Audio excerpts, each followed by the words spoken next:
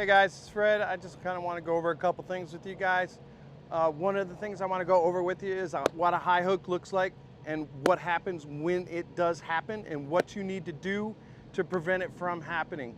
So I'm going to give you a demonstration of a high hook, and we're also going to give you a demonstration of a proper procedure on how to hook the trailer up to the fifth wheel.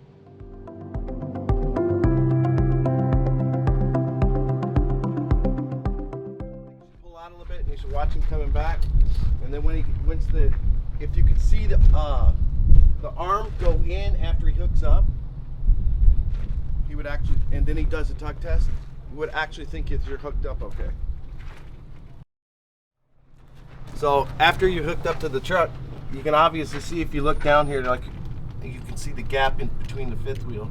Now at night that would be really hard to see. This is why it's important that you have a flashlight.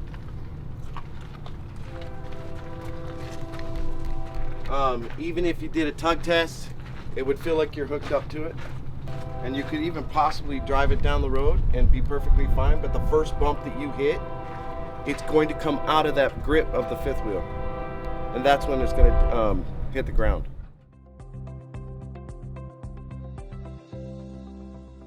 Put this trailer down, we're going to do a proper hookup.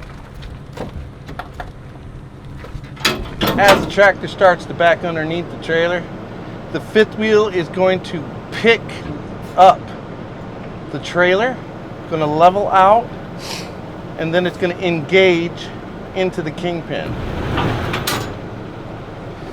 After that, you do a tug test to make sure you're engaged.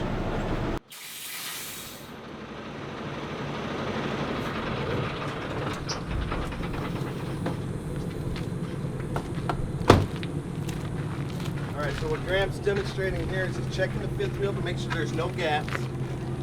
Then he's going to go underneath and check to see that the fifth wheel is properly attached. See how that looks with the kingpin sitting there like that? And there's no gap in between the fifth wheel at all. You cannot see any light in there. Thus is also one of the reasons that you need a flashlight, so you can see in here. But this is what you're looking for right here.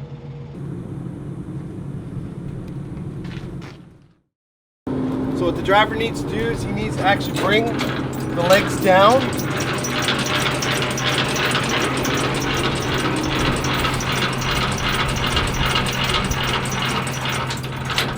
And then as soon as they touch the ground, that's where he wants to stop and hook it up properly. This will actually make the trailer low enough for the next driver who comes in and doesn't really have to worry about a high hook.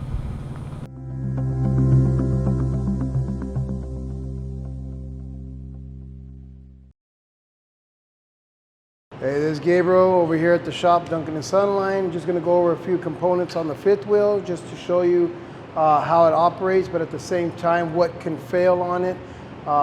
And sometimes you think is a major failure and it just needs to have adjustments done. We'll also show you the locking and unlocking of it. So it's a test that we do ourselves to make sure when you get the product that you are a safe traveler on that. So you can see this is brand new. It's starting off on its first notch.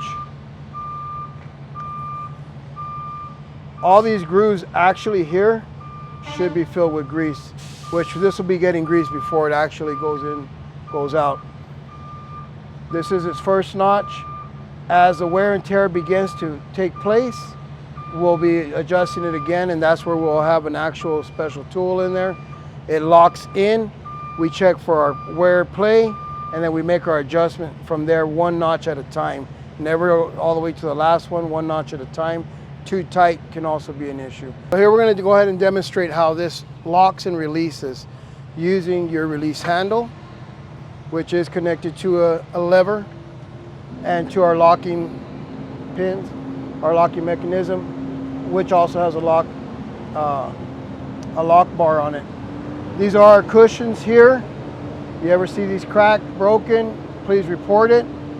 You ever have issues where you feel like you're just ramming and you know you're in the right position, but it's just not locking? Or if you feel there's too much play inside as you're driving or as you pull away, you have to report it right away. Let safety know, they'll let us know here at the shop, or let anybody at the shop know, as well as management. On this particular model, you can see that there are adjustments for this. It goes counterclockwise. This is a brand new fifth wheel plate, so it's in its first adjustment spot. Eventually, at some point with enough use, we're going to be having to make an adjustment. You'll know because you're having a hard time locking and latching. This will be on any fifth wheel. They can all be adjusted. Basically, second and a third final. After that, we're going to be doing a rebuild kit and or a whole new fifth wheel. So what we're going to show here is this particular style right here. When it does click over, this will release and make a second pin that's going to come around, and that's going to lock it into position. And we'll see how that one looks right here.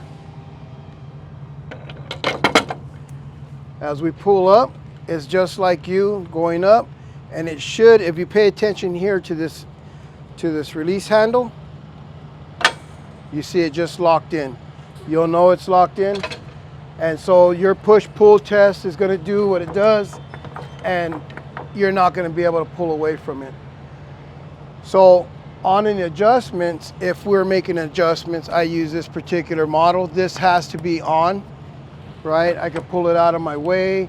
I could bring it, but I would be making my adjustments here. So basically, once you're latched. The release comes over here on your handle. Once again, you're going to pull straight out,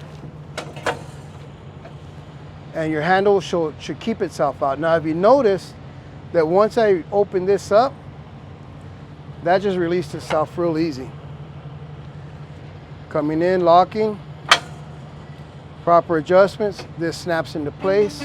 On your release, you're going to pull out, and you see that thing just slid out real easy.